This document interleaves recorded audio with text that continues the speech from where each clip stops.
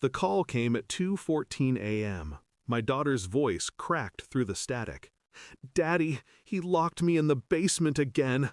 I'm so cold." Every word was a blade. 3 days since I last saw her. 3 days since the custody hearing where the judge actually chuckled, when my attorney spoke of my service record. "A soldier?" the judge smirked. "Her new husband is a senator. Full custody to the mother." I'd endured enemy interrogations with less humiliation. But hearing her voice that night, my chest hollowed. My hands didn't shake. They never do. 18 years as a CIA interrogator, fear is something I trained to silence. "Hold on, sweetheart," I whispered. Not to comfort her, to steady myself.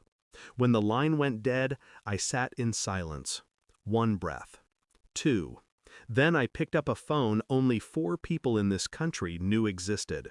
By sunrise, the senator wasn't in Washington anymore. He wasn't anywhere the press could find. And the judge? The judge received a package on his desk. A thin folder. Classified level 5. A photo clipped to the front. My daughter's face. Tear-streaked. And a single word written across the top in black ink. Betrayal. I hadn't wanted to believe her. When she told me about the basement, about the locks, about the bruises. Children exaggerate, I told myself. My ex-wife wouldn't allow it. She loved her new life too much to let him cross that line. But then I remembered her face in the courtroom. The way she looked at me. Not with anger, not even pity. With calculation. A woman who'd already chosen power over blood. The judge laughed. She smiled. The senator tightened his arm around her shoulder. That smile. That was the first crack. At night I replayed it, frame by frame. The tilt of her chin, the steel in her jaw. It wasn't victory, it was complicity. I told myself I could endure losing her. I couldn't endure losing my daughter. When the call came, everything aligned. The judge's mockery, her silence, my daughter's tears. It wasn't exaggeration. It wasn't imagination. It was betrayal. And betrayal I understood better than anyone. I didn't storm their home. I didn't shout. I didn't threaten. That's what a desperate man would do. I observed. Cell records, security footage, political schedules. A senator's world is predictable if you know where to look. And I did.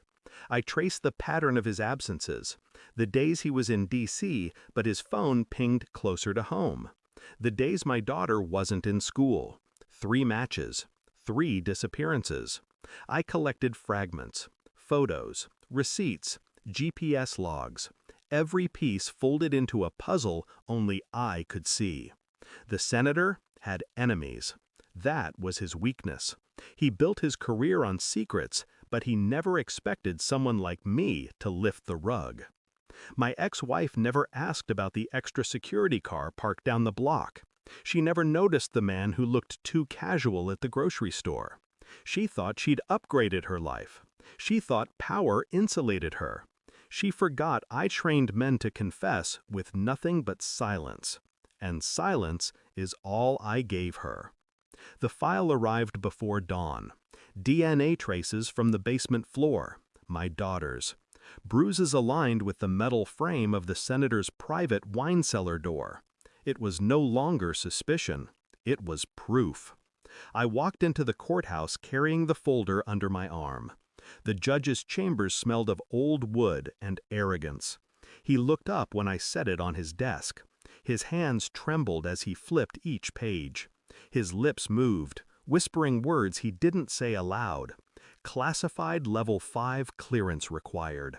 When he reached the photograph, he froze. The senator, bound, gagged, eyes wild. A timestamp across the bottom. I didn't know," the judge stammered. "Now you do," I whispered. The senator woke to darkness. No grand torture chamber, no spectacle, just a concrete room, a single chair, and silence. I didn't strike him. I didn't shout. I laid the photographs on the floor, one by one.